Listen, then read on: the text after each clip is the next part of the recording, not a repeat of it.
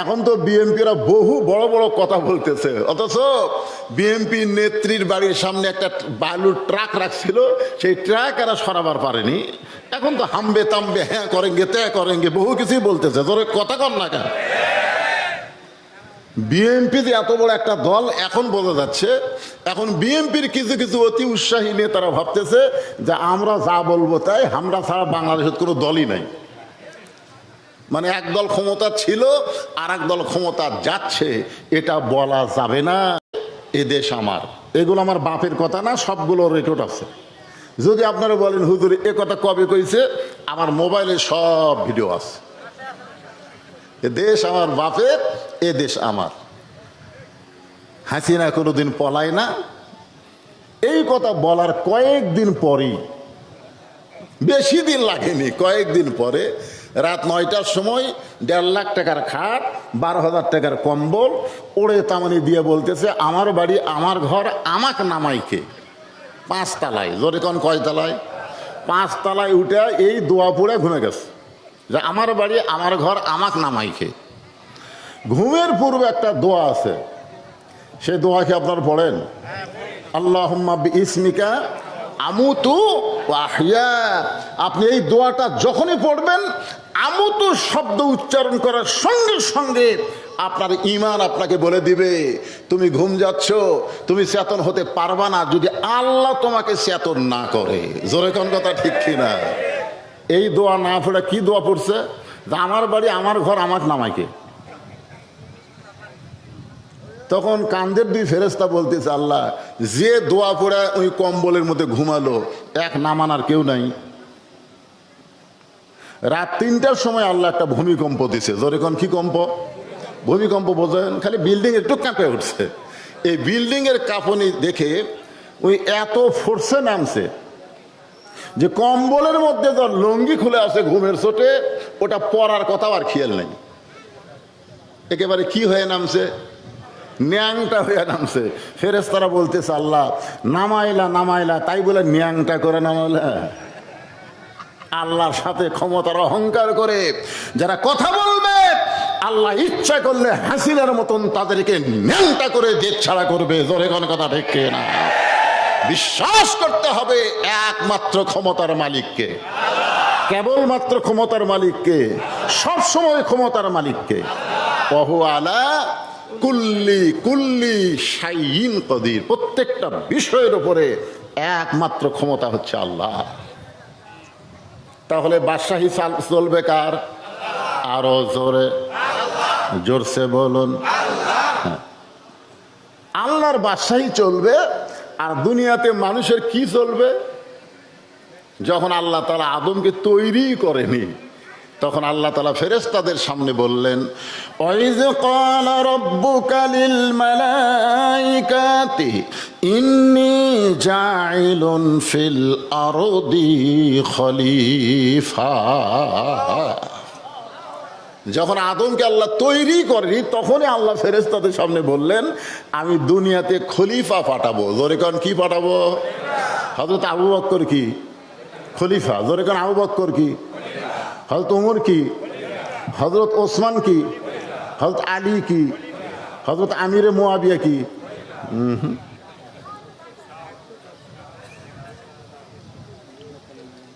এই জায়গাতে এসে আর খলিফা নাই, এই জায়গাতে এসে আমির হয়ে গেছে, আমিরে মুয়াবিয়া।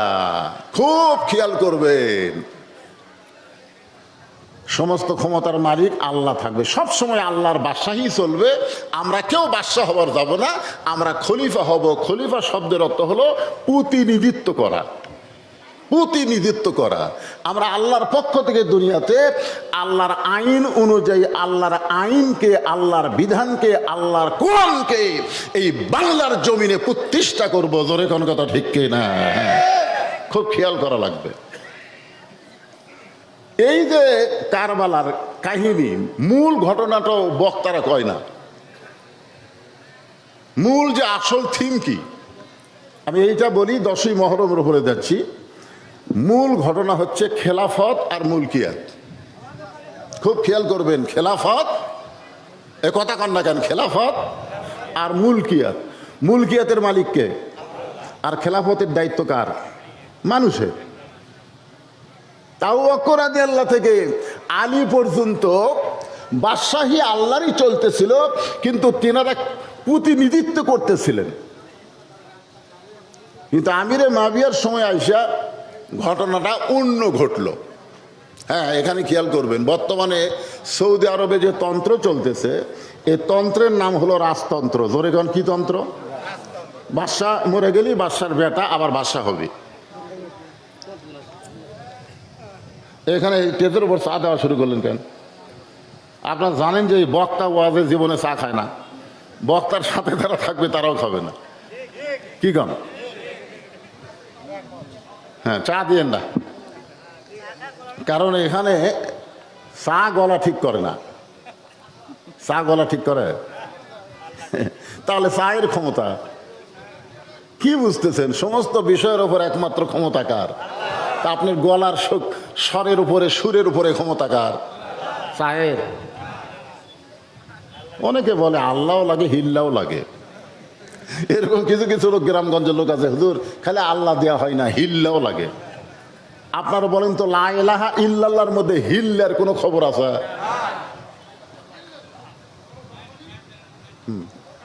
তাহলে আমরা কি বলবো? শুধু আল্লাহ লাগে, হিল্লা, জোরে বলেন, হিল্লা লাগে না। অনেকে বলে আল্লাহও লাগে, হিল্লাও লাগে না, তা লাগে না। হ্যাঁ, খুব খেয়াল করে শুনবেন। আল্লাযী খালাকাল মাউতা ওয়াল হায়াতা লিয়াবলুয়াকুম আইয়ুকুম আহসানু আমালান ওয়া হুয়াল আজিজুল গফুর। আল্লাহ বলতেছেন, তোমাদের মৃত্যু এবং জীবনকে আমি আল্লাহ সৃষ্টি করেছি। আল্লাযী খালাকাল মাউতা ওয়াল হায়াতা, আমাদের মৃত্যু এবং হায়াতকে সৃষ্টি করেছেন কে? আল্লাহ বলতেছেন লিয়াবলুয়াকুম, তোমাদেরকে পরীক্ষা করা হবে। আপনারা বলেন তো কি করা হবে? পরীক্ষা। পরীক্ষা পরীক্ষা বোঝেন আপনারা? পরীক্ষা বোঝেন? হুজুর আমি জীবনে স্কুলেই যাইনি, পরীক্ষা কি? এখানে আল্লাহ বলতেছেন লিয়াবলুয়াকুম, তোমাদেরকে পরীক্ষা করা হবে। আইয়ুকুম আহসানু আমালা, পরীক্ষার সাবজেক্ট হচ্ছে সুন্দর আমল। এই পরীক্ষার সাবজেক্ট কি? সুন্দর আমলের পরীক্ষা করা হবে। এখন সুন্দর আমলের পরীক্ষা যদি আমরা দিতে চাই, খুব খেয়াল করবেন, সুন্দর আমলের পরীক্ষা আমরা দিব, কিন্তু পরীক্ষা দিবার গেলে সুন্দর আমল করা লাগবে। তো আমল না করাই পরীক্ষা দিবেন? এই যে কবরে আমাদের রুহের জগতে আল্লাহ বলেছেন আলাস্তু বি রব্বিকুম, তোমাদের রবকে? আমরা বলেছি ক্বালু বালা, আমাদের রবকে আল্লাহ। আবার কবরে যাওয়ার পরে প্রথম প্রশ্ন কি হবে? তো রবের কথা তো আমরা রুহের জগতে বলছি, আবার কবরে ঢুকে একই প্রশ্ন, মান রব্বুকা, তোমার রবকে? কথা কয় না আল্লাহ। পারবেন তো বলবার? না না, এই যে আল্লাহ এখন বললেন, কবরে যাই তো বলবার পারবেন? আল্লাহ সুযোগ দিবি না তো। আল্লাহ বলেছেন তোমাদের পরীক্ষা করা হবে। মসজিদের মধ্যে যায় যখন আপনি নামাজের নিয়ত করে প্রথম কি বলেন? আলহামদুলিল্লাহি রব্বিল আলামিন। আপনি রুকুতে গিয়ে কি বলেন? সুবহানা রব্বিয়াল। সেজদায় গিয়া কি বলেন? সুবহানা রব্বিয়াল। সামি আল্লাহু লিমান হামিদা বলার পরে কি বলেন? রব্বানা লাকাল হামদ। এই যে বারবার রব রব রব রব নামাজের মধ্যে যখন আপনি বলেছেন, কবরে যাওয়ার পরে যখন বলবে মান রব্বুকা, তোমার রবকে, তখন রবের উত্তর আপনাকে দেওয়া লাগবে না, আপনার নামাজি জানিয়ে বলবেন এই মুমকিন নাকি যেই ব্যক্তি সারা জীবনে নামাজের মধ্যে গিয়ে এতবার রব রব জিকির করেছে, আবার কবরে এসে মান রব্বুকা আবার? তখন মুনকির নাকির বলবে আল্লাহ তোমার বান্দাকে মান রব্বুকা প্রশ্ন করার সাথে সাথে নামাজ যে খেপা খেপছে। আল্লাহ বলে যে নামাজ নিয়ে কবরে আইসে তার রবের উত্তর হয়ে গেছে। জোরে কর সুবহানাল্লাহ। তাহলে রবের উত্তর দিবার গেলে পরীক্ষায় পাশ করতে হলে আমাদের নামাজি হওয়া লাগবে। জোরে কর, কথা ঠিক কিনা? কথা বলেন ঠিক কিনা? কিন্তু এখন তো বাংলাদেশে সবাই নামাজ পড়ে না। যেই যুবকেরা আজকে যুব সমাজের উদ্যোগে আজকের এই 10ই মহরম মাহফিল হচ্ছে, আপনি খুঁজলে দেখেন এই যুবকদের মধ্যে অনেকেই মাগরিব এসব নামাজই পড়েনি। এরা মাহফিল করতেছে, 10ই মহরমের ওয়াজ শুনবে, কিন্তু নামাজের গুরুত্ব বুঝবে না। এই জন্য আল্লাহ বলতেছেন, তোমাদের মৃত্যু এবং হায়াতকে আমি আল্লাহ সৃষ্টি করেছি লিয়াবলুয়াকুম, তোমাদেরকে পরীক্ষা করা হবে। আর পরীক্ষার বিষয়টা হচ্ছে আইয়ুকুম আহসানু আমালা, সুন্দর আমলের পরীক্ষা। এখন সুন্দর আমল আমরা করতে চাই, ঠিক কিনা বলেন? কিন্তু সুন্দর আমল করতে গেলে সুন্দর একটা পরিবেশের দরকার আছে না নাই? পরিবেশ জোরে কান কি? আজকে আমাদের বাংলাদেশে যেই পরিবেশ চলতেছে, আগে আপনাদের কারবালা শব্দের অর্থ বলি। কারবালা কিন্তু কোনো জাগার নাম না। আজকে আপনারা একটু মনোযোগ দিয়ে শুনবেন, কারবালা কোনো জাগার নাম না। পৃথিবীর কোনো জায়গায় কারবালা জায়গা পাবেন না। ফোরাত নদীর কিনারায় আমরা জানি একটা ঘটনা ঘটে গেছে, যেই ঘটনাকে আমরা বলি কারবালা। কিন্তু কারবালা কোনো জায়গার নাম নয়। কারবালা হলো আরবি শব্দ। জোরে কোন কি শব্দ? এই শব্দ আগে কি ছিল? আগে এই শব্দ ছিল কারিবুল বালা। কারিবুল বালা মানে বিপদ অতি নিকটে। খুব খেয়াল করবেন, বিপদ অতি নিকটে। এখন সেই কারবালাটা আস্তে আস্তে, এই কারিবুল বালাটা আমার দিকে খেয়াল করে, ওটা কে ছিল? আচ্ছা আচ্ছা, তুই এসে ফ্যান ঘুরে দিস ওইদিকে।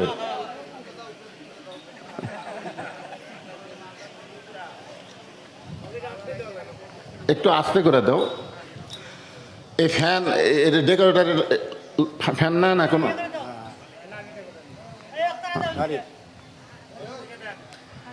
আচ্ছা, এই যুবকেরা যে মাহফিল করতে, যুবকেরা কোথায় গেল? এত যুবক থাকতে পাগলা এটা কি করে?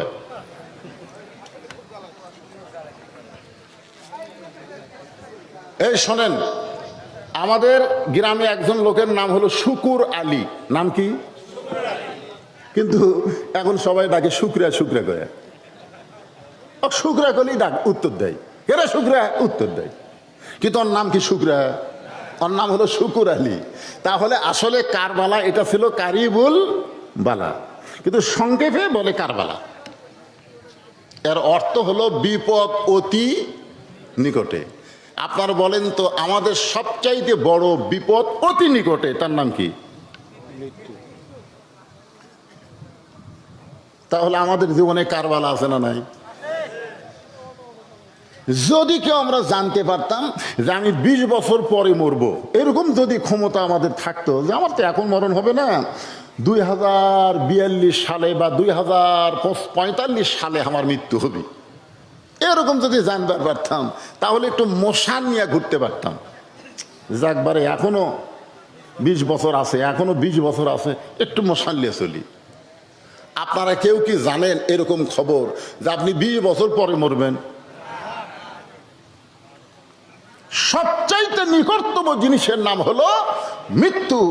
যে মাহফিলে বসে আছেন, এখান থেকে বাড়িতে যাওয়ার কোনো যোগ্যতা, কোনো ক্ষমতা আমাদের নাই যদি আল্লাহ আমাদের না নিয়ে যায়। জোরে কোন কথা ঠিক কিনা? তাহলে আমরাই তো বড় বিপদের মধ্যে আছি। হাসিনার 16 বছরে ওয়াজ করছি, বাড়ির থেকে বের হলেই আমার বউ আমার কানে কানে বলে দিতেন, আজকে কোথায় যাবেন? বলে অমুক জায়গায়। তাই দেখে শোনা ওয়াজ করবেন। বলে কি দেখবো? বলে আশেপাশে আগে দেখবেন, পুলিশের গাড়ি, র্যাবের গাড়ি, আওয়ামী লীগ সরকারের কোনো ক্যাডার ট্যাডার আশেপাশে আছে কিনা, এরকম দেখে শোনা ওয়াজ করবেন। আমি বললাম কেন? বলে এমন ওয়াজ করবেন আপনি যেন ধরা না পড়েন, আপনি যেন ধরা না পড়েন, আপনি যেন আবার সহি সালামতে বাড়িতে আসতে পারেন। আমি তখন বইয়ের কপালে একটা চুমা দিলাম। বউ বলতেছে, আমার কথা আপনার বিশ্বাস হয়েছে? আমি বললাম না। তো চুমা দিলেন কেন? বলে চুমা দিয়ে তোমাকে বুঝাইতে চাচ্ছি জীবনের শেষ চুমা, আর হয়তো আমার চেহারা দেখতে নাও পারো। বউ চুম করে বলতেছে, এর আগেও তো পুলিশ আপনাকে অনেকবার ধরছে, আপনাকে তো ছেড়ে দিছে। তো জীবনে দেখা হবে না। তার মানে আমি বললাম তুমি চিন্তা করো পুলিশ ধরা, আর আমি মুসলমান হয়ে চিন্তা করি আজরাইল ধরা। জোরে কোন কথা ঠিক কি না? যে কোনো মুহূর্তে আমাদেরকে আজরাইল ধরতে পারে, কোনো চিন্তা নাই, কোনো টেনশন নাই, ধরুক আজরাইল। আপনারা বলেন তো হোসেনকে যে আজরাইল ধরছে, এটা কি আজরাইলের ইচ্ছাই না আল্লাহর ইচ্ছায়? কথা বলেন না কেন? কার ইচ্ছায়? আল্লাহর ইচ্ছায়।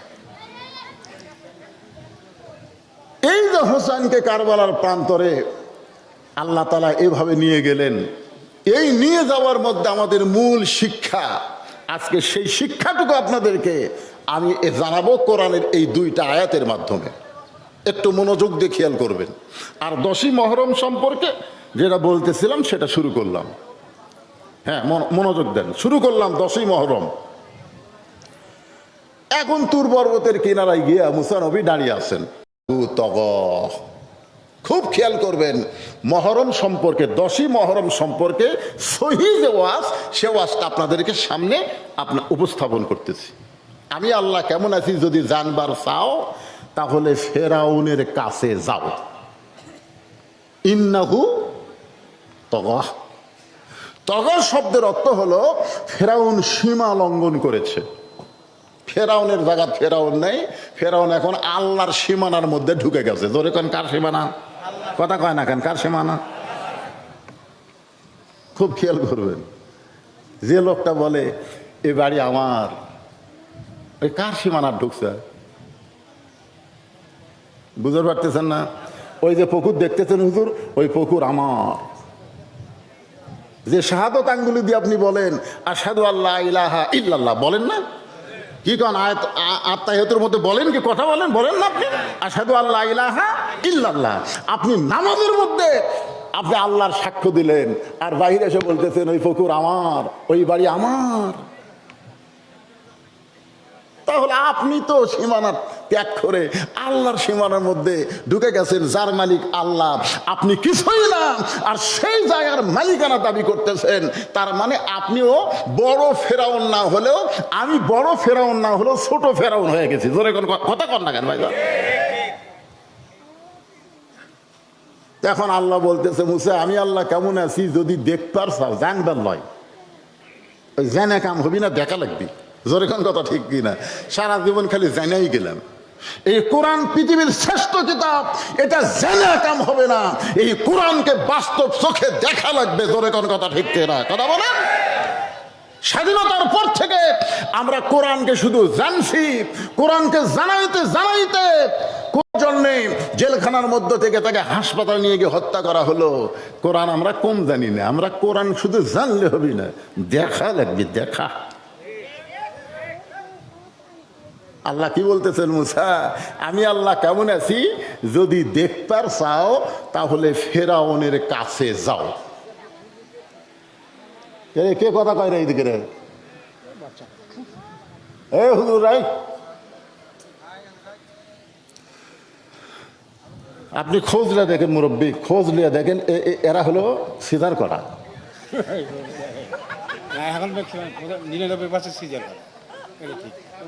কারণ সিজার করার বাচ্চারা অস্থির হয়। অস্থির হওয়ার পিছনে কারণ আমি ডাক্তারের কাছে শুনছি। বাংলাদেশে দেখবেন কোনো ডাক্তার, বড় যারা ডাক্তার, তাদের বউকে সিজার করায় না। আপনি খোঁজ করে দেখেন আপনার নাটোরে বড় ডাক্তার, ভালো ডাক্তার, তার বউকে সিজার করায় না। কারণ নর্মালে বাচ্চা নেয়, নর্মালে বাচ্চা নিলে বাচ্চারও লাভ, মায়েরও লাভ। তাহলে কি এক নম্বর কি, বাংলাদেশের কোনো ভালো ডাক্তার বউরে সিজার করায় না। 2 নম্বর একটা কথা হলো পীরের বউ কোনোদিনও মুরিদ হয় না। আপনারা খোঁজলে দেখবেন পীরের বউ কোনোদিন মুরিদ হয় না।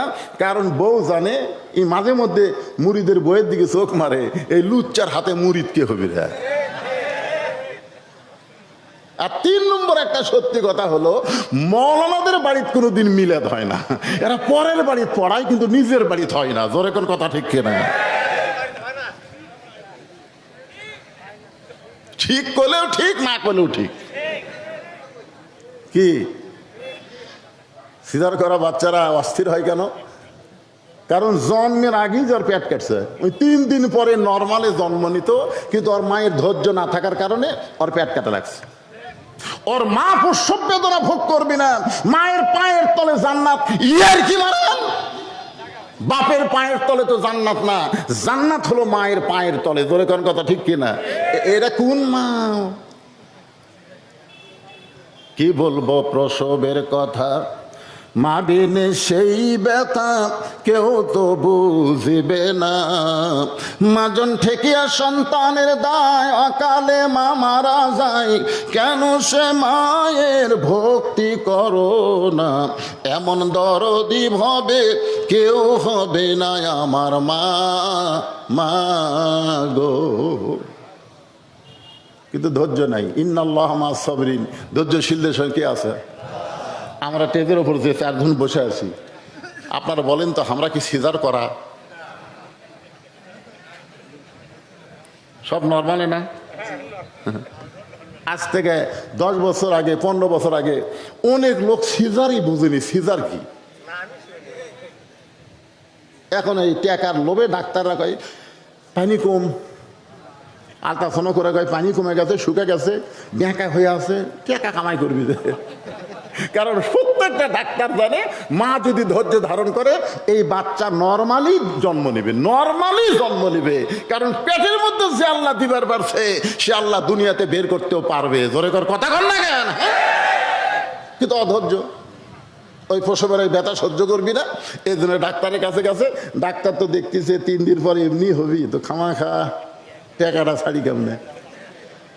তা আলট্রাসাউন্ড রিপোর্টে বলতেছে একটু ব্যাঁকা হয়ে আছে, একটু ব্যাঁকা, মানে সাইজ হয়ে নাই, পানি নাই। একটা প্রসব নিতে গেলে যে পানি থাকা লাগে, পানি শুকে গেছে। বাধ্য হয়ে সিজার করে দেখে বাচ্চা ঘুম পাড়তেছে। কারণ ওর 3 দিন পরে দুনিয়াতে আসার কথা, কিন্তু 3 দিন আগে যে পেট কাটছে, ওই কি করবি? ওই মায়ের পেটের মধ্যে ঘুম পাড়তেছে। এখন ঘুমন্ত বাচ্চা জেতা না মরা, এটা টেস্ট করার জন্য ওরা পেটের থেকে বের করে এরকম মাথার উপর একটা ঘুরান দেয়। ধরে এখন কি দেয়? এরকম মাথার উপর একটা ঘুরান দিলেই বাচ্চা ওই ঘুরানের কারণে করে কান্দে ওঠে। ওই যে মাথার ঝাঁকি লাগলো ভাই, ওই ঝাঁকির কারণে ওই মোবাইল ছাড়া ভাত খায় না, মোবাইল ছাড়ার কান্না থামে না। জোরে কোন কথা ঠিক কি না? এই সিজার করা অস্থির। তো এ যে বসে আছে বুঝবারই পারতেছে না হুজুর এখানে কি ওয়াজ করতেছে। সামনে এসে বসলে কিছুটা বুঝবার না পারলেও আপনাদের মাঝে মাঝে বসলে ওই বাচ্চারা ঘুম পাড়ুক, কিন্তু তাও কোরআনের মাহফিলের একটা বরকত তারা পাত। জোরে কোন কথা ঠিক কি না? তাহলে কি বলতেছিলাম? আল্লাহ বললেন আমি আল্লাহ কেমন আছি, যদি জানবার চাও ইযহাব ইলা ফিরাউন, তাহলে ফেরাউনের কাছে যাও, দেখো। মুসা আলাইহিস সালাম ফেরাউনের দরবারে এসে দেখে ফেরাউন সীমানা লঙ্ঘন করে, মানে সীমানা একটা ইন্নাহু তগা, তগা মানে কি? সীমানা বোঝেন না? সীমানা বোঝেন না? এই পকেট, এটা আমার সীমানার মধ্যে, এটা আমার সীমানা। কার সীমানা? আমি ওয়াজ করবো, কিছুক্ষণ পর পরে পকেটে হাত দেবো। আপনারা মনে করবেন হুজুর একটা বদ অভ্যাস হলো মাঝে মাঝে পকেটে হাত দেয়, কিন্তু খারাপ মনে করবেন না। কিন্তু যদি আমি সীমানা ত্যাগ করে এই পকেটও হাত দেই, চিন্তা করে দেখেন এটা কি আমার সীমানার মধ্যে? এটা হলো আমার সীমানার বাইরে। এরই মধ্যে যা করো করো, কিন্তু ওই জায়গার যায়ও না। বউ হচ্ছে আপনার সীমানা। আপনি 100 বার বইয়ের দিকে তাকায় থাকেন, প্রত্যেক তাকানোর কারণে আপনি সওয়াব পাবেন, কারণ আপনি সীমানার মধ্যে প্র্যাকটিস করতেছেন। আর গ্রামের অন্য কারোর বউ হচ্ছে আপনার সীমানার বাইরে, তার দিকে তাকালে আপনার পাপ হবে। কারণ সীমানার মধ্যে থাকেন, সীমানার বাইরে যাওয়া যাবে না। জোরে কোন ঠিক? তো এখন মুসা আলাইহিস সালাম ফেরাউনের রাজ দরবার এসে দেখে ফেরাউন আর সীমানার মধ্যে নেই। ফেরাউন একটা জিকির করতেছে, আনা রব্বুকুমুল আলা, আনা রব্বুকুমুল আলা, আমি হলাম সবচাইতে বড় আল্লাহ।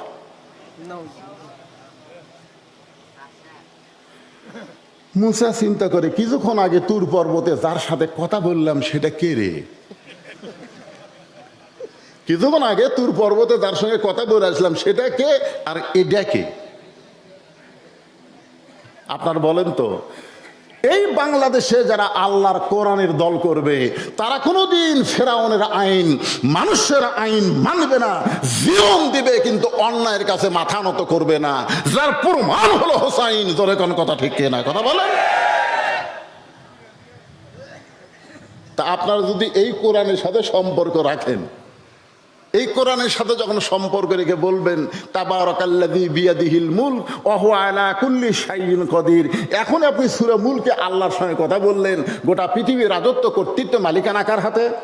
সমস্ত ক্ষমতার মালিককে। আর কেউ যদি বলে 41 সালের আগে আমাকে নামাইকে, তাহলে আপনি কি বলবেন? কিছুক্ষণ আগে পড়লাম কি আর এটি শুনতেছি কি, কিছুক্ষণ আগে কথা বললাম কার সাথে? আল্লাহর সাথে। আর এটি এসে দেখতেছি নিজেই না আল্লাহ হয়ে গেছে। তাও তুই মুই আল্লাহ না, সব আল্লাহর বড়। এখন আপনারা বলেন সরাসরি যে আল্লাহর সঙ্গে কথা বলে আইছে সেই ব্যক্তির কাছে কেউ যদি আল্লাহর দাবি করে, ওই ব্যক্তিকে মানবে? মানবে? তাহলে কি করবি? এখন আপনারাই বলেন যে মুসলমানের ঘরে জন্ম নিয়ে মুসলমান দাবি করব, মুসলমান হয়ে যদি আমরা মরতে চাই তাহলে মানুষের কোনো আইন মানা যাবে না, একমাত্র আল্লাহর কোরআনের আইন মানতে হবে। জোরে বলেন কথা ঠিক?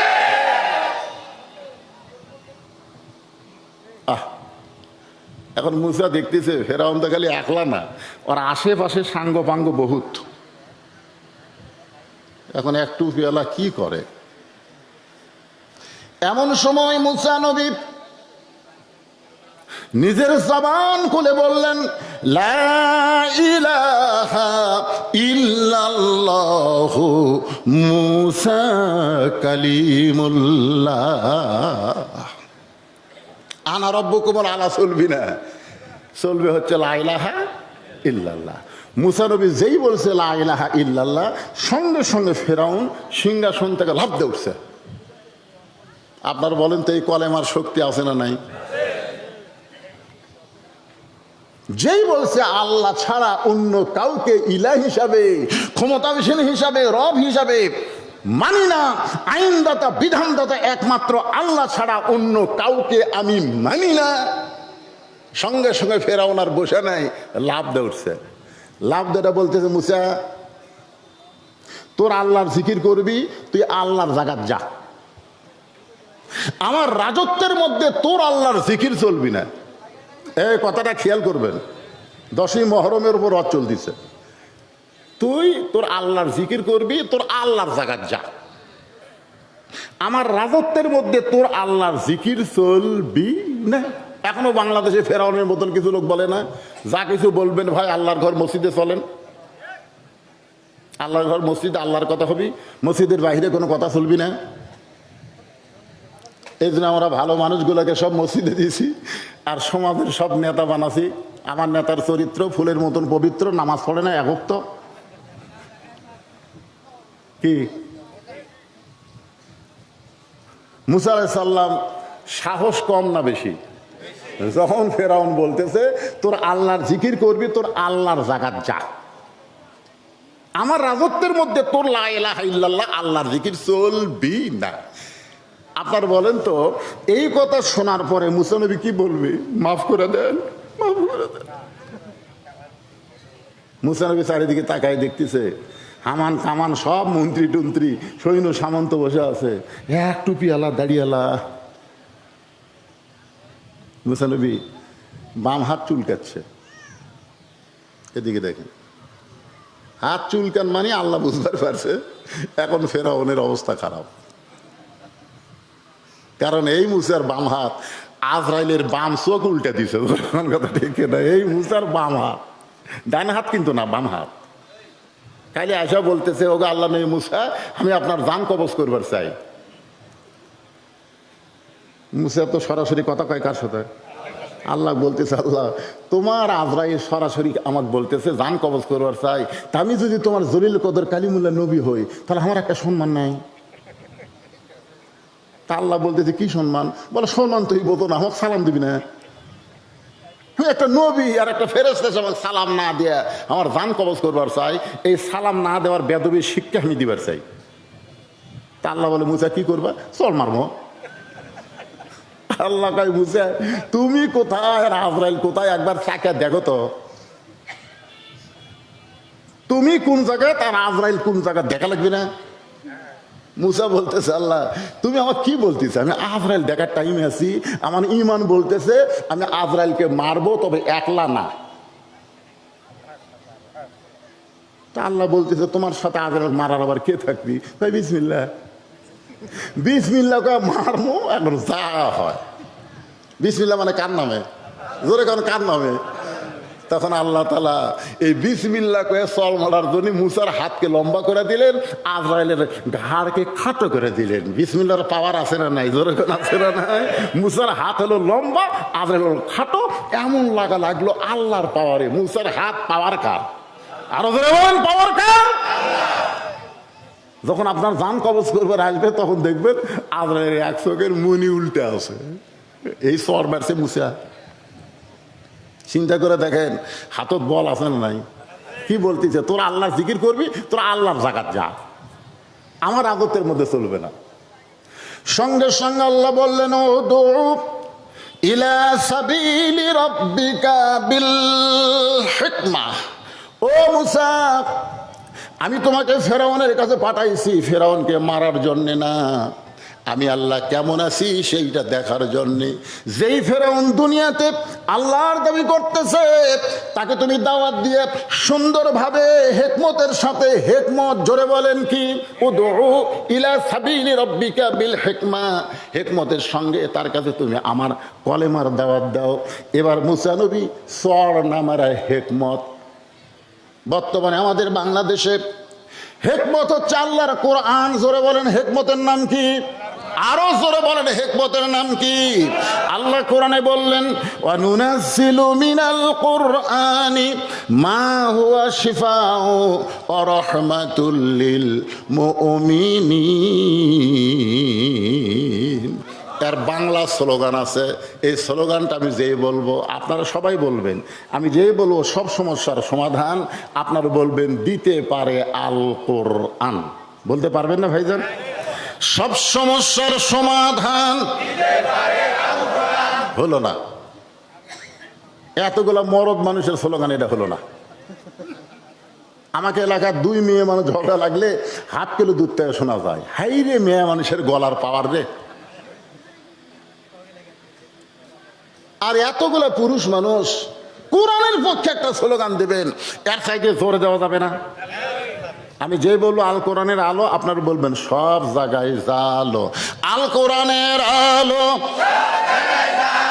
কোরআন হাদিস যেখানে সব সমস্যার সমাধান লিল্লাহে তাকবীর। এখন মুসা নবী হিকমতের সাথে বলতেছেন ফেরাউন তুমি যে আল্লাহর দাবি করতেছ যে আনা রব্বুকুমুল আলা, তুমি কি খাও? তুমি যে আল্লাহর দাবি করতেছো তুমি কি খাও? আমি লা ইলাহা ইল্লাল্লাহ বলে যাকে আল্লাহ বিশ্বাস করি সে খায় না, তার কি আল্লাহর দায়িত্ব কি? খায় না খাওয়ায়? কথা কয় না। ওমা মিন দাব্বাতিন ফিল আরদি ইল্লা আলাল্লাহি রিজকুহা। যখন হাসিনা ভারতত চলে গেল তখন ভারতের এক মন্ত্রী বলেছিল বাংলাদেশের জন্য পেঁয়াজ বন্ধ করে দেওয়া হলো, চিনি বন্ধ করে দেওয়া হলো, আলু বন্ধ করে দেওয়া হলো, এখন বাংলাদেশ কি খাবি? না খায় মরবি। কি ভারত মনে করছিল আমরা পেঁয়াজ না দিলে, গত বছর এই টাইমে পেঁয়াজ ছিল 150 থেকে 200 টাকা কেজি। জোরে কোন কথা ঠিক কিনা? আমার ভাই বলতেছে আরো বেশি আছিল। কাঁচা মরিচ কত করে কেজি আসলো মনে আছে? ভারত যেদিন থেকে বন্ধ করে দিছে সেই দিন থেকে বাংলাদেশের সব কিছুর দাম কমে গেছে। ধরে কোন কথা ঠিক কিনা? আল্লাহ বলতেছে ভারতের দিকে তাকাস না, ভারত দিবি না, আমি আল্লাহ দিব। ভালো মানুষ ছিল, ঠিক কিনা বলেন? কিন্তু ইসলাম কবুল করেনি। না করার কারণে সে ব্যক্তিকেও আল্লাহ তাআলা কিন্তু জাহান্নাম দিবে। আযাব কম হতে পারে কিন্তু সে জাহান্নামে যাবে, কারণ সে কাফের ছিল, মুসলমান হতে পারে নাই। আপনারা বলেন তো যে অন্য ধর্মে জন্ম নিয়া, মনে করেন আপনি হিন্দু ধর্মে, খ্রিস্টান ধর্মে, ইহুদি ধর্মে জন্ম নিলেন, অন্য ধর্মে জন্ম নিয়া মুসলমান হয়ে মরা সহজ না কঠিন? সহজ। যার প্রমাণ হলো নবীর চাচা। নবী কতবার কলেমার দাওয়াত দিলেন, শেষে মৃত্যুর বিছানায় যখন শায়িত, এমন সময় নবী কানে কানে গিয়ে বললেন, চাচা খালি একটাবার বলেন লা ইলাহা ইল্লাল্লাহ মুহাম্মাদুর রাসূলুল্লাহ, আমি আপনাকে হাত ধরে জান্নাতে পৌঁছে দেব। একটা ক্ষমতা আল্লাহ আমাদের নবীকে দিয়েছেন, তিনি কাউকে ইচ্ছা করলে হাত ধরে জান্নাতে ঢুকাতে পারবেন, সে যত বড়ই পাপী হোক, কিন্তু বেঈমান হলে পারবেন না। জোরে কোন ঠিক কি না? খালি আপনি বলেন। তখন চাচা বললেন, মরেই যখন যাচ্ছি বাপ দাদার ধর্ম ছাড়ব না। এখান থেকে প্রমাণ হলো যে ধর্মের মধ্যে যে জন্ম নেয় মনে করে তার ধর্মই আসল, ঠিক কিনা বলেন? আজকে হিন্দু বলেন, বৌদ্ধ বলেন, তাকে জিজ্ঞাসা করেন তো ধর্মের খবর কে? আমারটাই তো এক নম্বর। আসলে ধর্মের মালিককে তো আল্লাহ কোনটারে এক নম্বর কইছে সেটা খোঁজা লাগবে। ইন্না দীনা ইনদাল্লাহিল ইসলাম, আল্লাহর কাছে ইসলাম একমাত্র মনোনীত জীবন বিধান, ধর্মের নাম। জোরে কোন কথা ঠিক কিনা? আর সেই ইসলামে আমাদেরকে আল্লাহ কবুল করেছেন। খুশি না বেজার? জবান খুলে বলি আলহামদুলিল্লাহ। আল্লাহ তাআলা শুধু আমাদেরকে মুসলমানের ঘরেই কবুল করেন নাই, বিশ্ব নবী। জোরে কোন কি নবী? বিশ্ব নবী। খুব খেয়াল করবেন, বিশ্ব নবীর উম্মত হওয়ার মতন তৌফিক আল্লাহ আমাদেরকে দান করেছেন। যেই নবীর উম্মত হয়ে আমাদের লাভ কি? আল্লাহ রাসূল বলেছেন, যদি ঈমান নিয়ে তোমরা মৃত্যুবরণ করতে পারো, আমি রাসূল ঘোষণা করে দিলাম, ঈমান নিয়ে যদি তোমরা দুনিয়া ছাড়তে পারো, যেভাবেই হোক আমি তোমাকে সুপারিশ করে জান্নাতে পৌঁছে দিব। তাহলে বোঝা গেল দুনিয়াতে আমরা মুসলমানের ঘরে জন্ম নিয়ে মুসলমান হয়ে গেছি, ঠিক কিনা বলেন? কিন্তু একটা মারাত্মক কথা আল্লাহ বলেছেন, লা তামুতুন্না ইল্লা ওয়া আনতুম মুসলিমুন, মুসলমান না হয়ে তোমরা কেউ মৃত্যুবরণ করো না। কি বুঝলেন? আমরা কি মরছি? আমরা কি মারা গেছি? তাহলে আমাদেরকে আল্লাহ কি বললেন? যে মুসলমান না হয়ে, আমরা মুসলমানই তো, আমরা তো মুসলমানের ঘরেই তো জন্ম নিয়েছি। এরপরে আল্লাহ কেন বললেন, ইয়া আইয়ুহাল্লাযীনা আমানু তাকুল্লাহা হাক্কা তুকাতিহি ওয়া লা তামুতুন্না ইল্লা ওয়া আনতুম মুসলিমুন, তোমরা মুসলমান না হয়ে মরো না। আল্লাহ ঈমানদারকে বলতেছেন। তার মানে বোঝা গেল মুসলমানের ঘরে জন্ম নিলেই মুসলমান হয়ে মরা যাবে না। মুসলমান হয়ে মরতে গেলে আমাদের কিছু কাজ করা লাগবে। জোরে কোন ঠিক কিনা? হ্যাঁ, যদি মুসলমান হয়ে আমরা মৃত্যুবরণ করি, যত পাপী হই না কেন, আমাদের কোনো টেনশন নেই, কোনো টেনশন নাই। কেন নাই? ও যে একটা গান গাইছিল, আছেন আমার মুক্তার, আছেন আমার ব্যারিস্টার, সেজ বিচারের হাইকোর্টেতে তিনি আমায় করবেন পার, আমরা পাপী রাসূল জাবিন্দার। আল্লাহ যখন হাকিম হয়ে আমাদেরকে আসামি বানায় বিচার শুরু করবেন, ওই সময় আমাদের নবী উকিল হয়ে, ব্যারিস্টার হয়ে আমাদেরকে সুপারিশ করে জান্নাতে পৌঁছায় দিবেন। এমন একজন নবীর উম্মত হওয়াতে আপনারা খুশি না বেজার? তাহলে জবান খুলে আর একবার বলি আলহামদুলিল্লাহ। যে পবিত্র কোরআন থেকে আজকে আপনারা আলোচনা শুনবেন, যদিও লিখেছেন এখানে 10ই মহরম উপলক্ষে, 10ই মহরম উপলক্ষে আজকের এই মাহফিল। আমি ঘরের মধ্যে একজনকে বলছিলাম, 10ই মহরম সম্পর্কে আপনারা কি ওয়াজ শুনবেন, আপনারা কি ওয়াজ শুনবেন? তো একজন বলতেছে, হুজুর কারবালার ওয়াজ শুনবো, কারবালার। আর একজন বলতেছে, এর আগেও মাহফিল হয়েছে, ওয়াজ ধরে ঠিকই, ওয়াজ শেষ করে না, মানে ধরে ঠিকই কিন্তু সমাপ্তি হয় না। তো আমি আমি বুঝতে পারলাম যে 10ই মহরম মানে আপনারা মনে করছেন কারবালা, আপনাদের ধারণা কারবালাই হলো 10ই মহরম। আসলে তা না।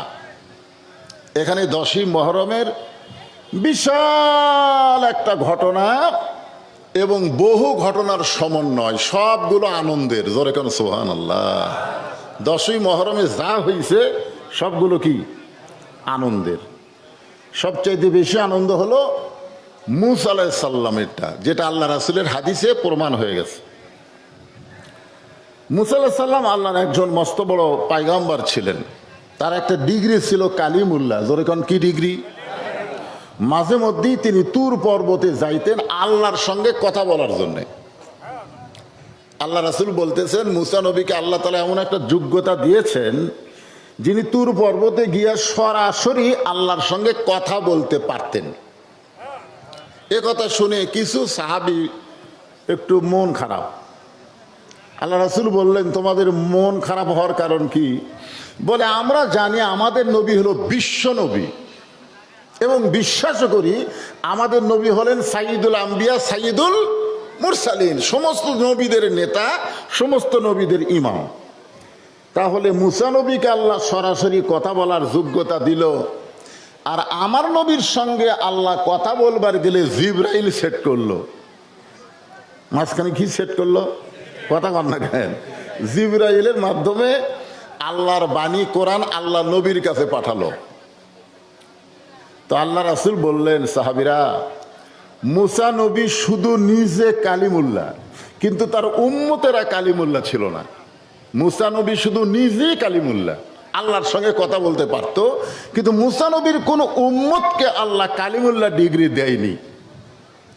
তোমরা শুনলে খুশি হবে, আমার যে সমস্ত উম্মতেরা আল্লাহর কোরআনকে তেলাওয়াত করবে, আল্লাহর কোরআনকে গ্রহণ করবে, তাদের প্রত্যেককেই আল্লাহ তাআলা কালিমুল্লাহ ডিগ্রি দিয়ে জান্নাত দিয়ে দিবে। কারণ কোন ব্যক্তি যখন কোরআন পড়ে, আপনারা বলেন তো সে কার সাথে কথা কয়? কোরআন কার বাণী? মাশাআল্লাহ। এখন সেই কোরআন থেকে কোরআনের আয়াতকে সামনে নিয়ে আমি 10ই মহরম উপলক্ষে আলোচনা করব। তবে যেটা ধরবো এটা শেষ করবো ইনশাআল্লাহ। হ্যাঁ, আমার ওয়াজ যারা শুনছেন সবাই জানেন যে আমি খামছি না। আবার ওয়াজের এক জায়গায় থুয়ে আগামী বছর দাওয়াত দিব, সে পিলিয়ারও আমি না, কারণ এখান থেকে বাড়ি যাওয়ারই গ্যারান্টি আমার নাই। আবার আগামী বছর আসবো, সেই গ্যারান্টি আমি কোথার থেকে দিব? এই জন্যে যেটা ধরবো সেটাই আপনাদের সামনে আজকের আলোচনা হবে ইনশাআল্লাহ। এই গরমের দিন এই যে মেয়ে মানুষের মতন বোরকা পরাছেন কেন? এই যে কাপড়গুলো দিয়া ওদিক কি আছে? বাড়ি?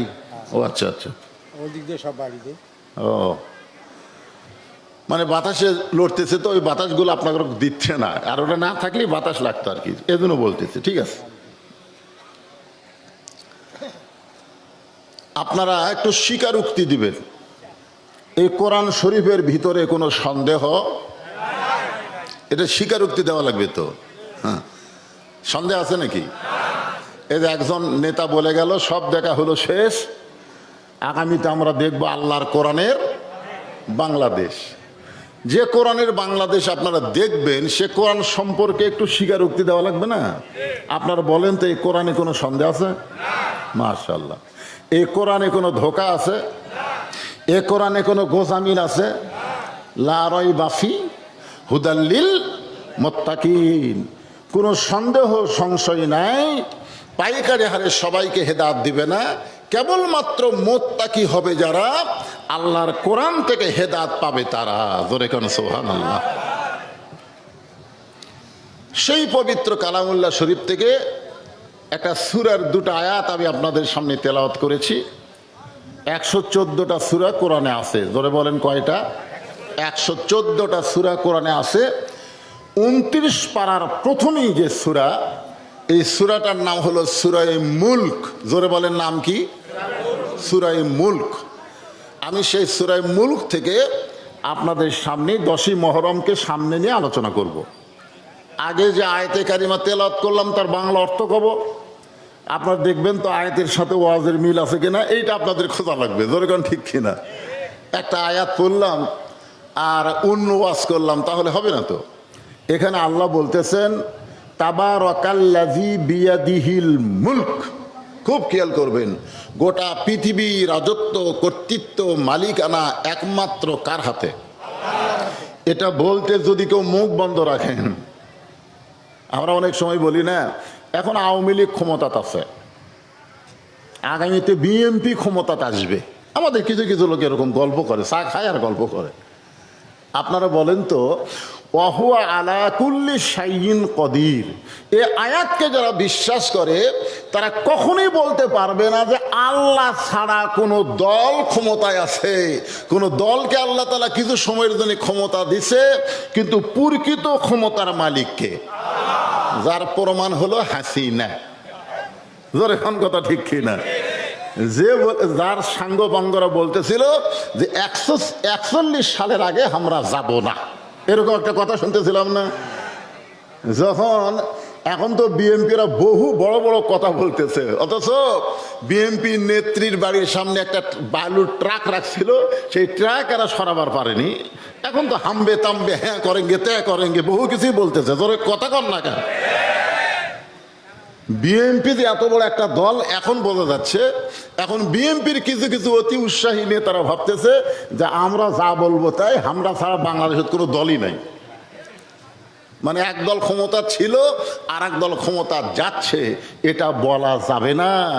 কারণ ক্ষমতা কোনো দলের না, সব সময় একমাত্র ক্ষমতার মালিক হচ্ছে